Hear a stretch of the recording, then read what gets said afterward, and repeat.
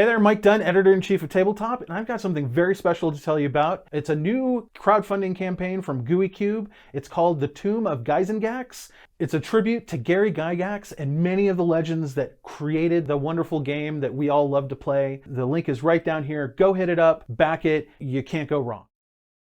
Hey, this is Zustiak, editor for GamingTrend here. I'm speaking to you from cyberspace because we got the chance to play a build of the upcoming 3D platformer, Penny's Big Breakaway. Editor David Flynn and I played a good chunk of the game, and then condensed our impressions into a top-secret document that we forbid you from seeing. Instead, I'm condensing our thoughts into a chimera-like video that you're watching right now. To start things off, let's talk about how the game generally feels to play. It reminds me a lot of a 3D Mario game like Super Mario 64, or especially Super Mario Odyssey with the Cappy character.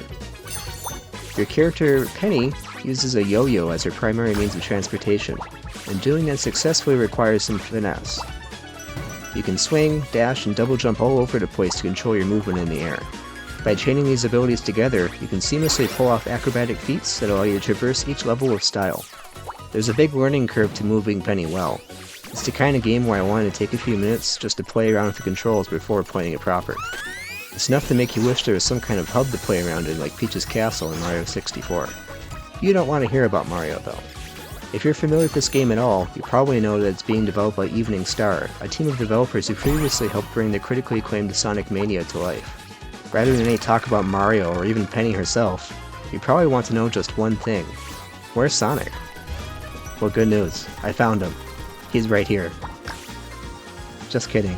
Where you can actually find him is in the momentum mechanics, particularly when you're turning your yo-yo into a car that you can ride around on. The slopes and surfaces affect your ability to control your direction, as well as how fast you can go. Similar to the basic controls, there's a learning curve here that Sonic fans in particular will find familiar. Overall, the movement in Penny's Big Breakaway is super fun to do, especially when you get it right. As you'd expect, the game mechanics are well suited for speedrunning, and in fact, replaying levels in the time attack mode is where I enjoyed the game most. You don't just naturally want to on your own, a combo system encourages you to get the most of the game's movement. Each type of yo-yo action gives you 1 point on a combo counter, and as long as you never hit the ground without taking an action, the chain will keep growing and your score will keep multiplying. I found this system particularly helpful as it teaches you some of the nuances to the mechanics, like when and how you can chain actions together. There's what I describe as a realism to how Penny's yo-yo functions. Just because you perform the action doesn't mean it's automatically going to happen. You can't just automatically cancel Penny's yo-yo moves into another without consequences. You have to think about when and where you're pressing buttons. The car is a big example. If you're trying to chain jumps and swings, and then transition to the car when you land, you have to actually be close enough to the ground before you do the car for it to actually work. Otherwise your yo-yo will bounce back up before you hit the ground. Similarly, you can't always pull into your yo-yo with a dash if it's in the middle of a different action. It really feels like you're performing, which fits Penny's occupation well. You want to go fast, and that naturally leads to you looking cool while chaining all these different tricks together. It'll be really interesting to see speedruns of this game once it's finally out to a wider audience. I'm also interested to see what people's preferred control method ends up being. The default controls, and the ones that the developers recommend, mimics the iconic platforming masterpiece, Ape Escape. You move Penny with the left stick and move your yo-yo with the right stick. This offers a ton of freedom because you can be moving in one direction while firing out your yo-yo in another. David prefers the dual stick controls, while I ended up leaning more on the simple mode controls. The simple mode lets you use the normal face buttons to toss out the yo-yo in the direction you're facing. We both played on the Steam Deck, and at least for me, I found it was a lot more intuitive to press the buttons, and I was surprised by how well it still worked out. There's one boss where you can kind of see why the right stick aiming is ideal, but outside of that, I think the simple aiming works just fine. Steam Deck lets you rebind things yourself, too, but an in-game option to change controls will be helpful.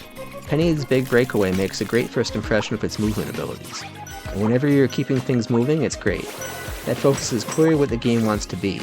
Your primary obstacles come in the form of penguins that are meant to slow you down.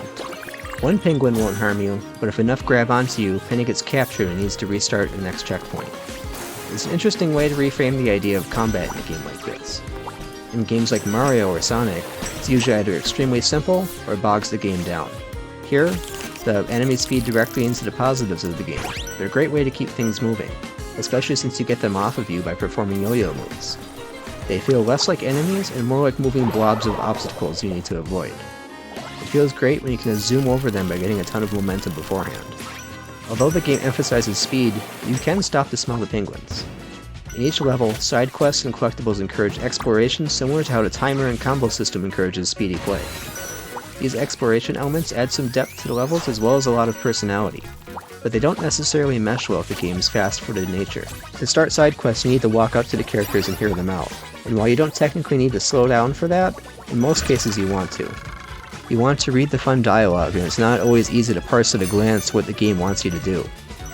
You have to take a few seconds to actually read the text, which not only means that your combo will likely be broken, but can also make the game harder than it should be. Some side quests are extremely time sensitive, and having to stop and read puts you on the back foot to completing them. If you fail the quest, you have to restart if you want the level's unlockable postcard for getting a good score.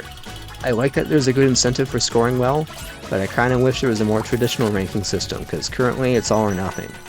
Ultimately it's a game built for replay, so it's not like you have to do everything in one run, but it can be difficult to accept that you simply can't have it all in your first go-around. We're pro gamers after all. Having the timer constantly running really makes you want to hurry, while everything else makes you want to stop and enjoy the sights. Hiding the timer on a first run in story mode may help relieve that pressure, but it's a tough balancing act. It's something we're interested in seeing how the final game addresses. There are also some nuances to the controls that we feel have some room for improvement. The biggest thing that we thought could use some work was the auto-targeting of the yo-yo for some objects. You're supposed to fire your yo-yo at a target, and you either pick it up or fly towards it, but the rules are inconsistent. Some objects require you to be super close, while there are some that you can grab from super far away. You'll eventually learn what the real rules are as you replay stages, but the first time around a stage can be frustrating. Similarly, it can be difficult to parse how your yo-yo car will react to the ground. Sometimes you keep your speed, other times it will slow down, and sometimes it will even blast you into unexpected directions. To an extent, these problems go away as you memorize the levels and familiarize yourself with the mechanics. You can't help but feel that some tuning will make these mechanics more intuitive. The game generally ran great on Steam Deck, though we noticed that visually it was a little stretched. On a monitor, the cutscenes looked lower resolution than the settings implied. The build we played is obviously a work in progress, so we expect a lot of this will be smoothed out by the final release. Still, even with some room for improvement, Penny's Big Breakaway proves to be a very charming game. The art design is poppy and fun, while the music is bubbly and catchy. Sonic fans will have a lot to look forward to with the soundtrack in particular. It's reminiscent of Mania, with the same composer T-Lopes, while also having some unique touches that make it stand out. I'm a big fan of the first level song in particular, which almost gives the impression that the hostile penguins are singing. Between its cheery aesthetic and its unique platforming, we're very excited to come back for another performance when Penny's Big Breakaway is ready for showtime later this year.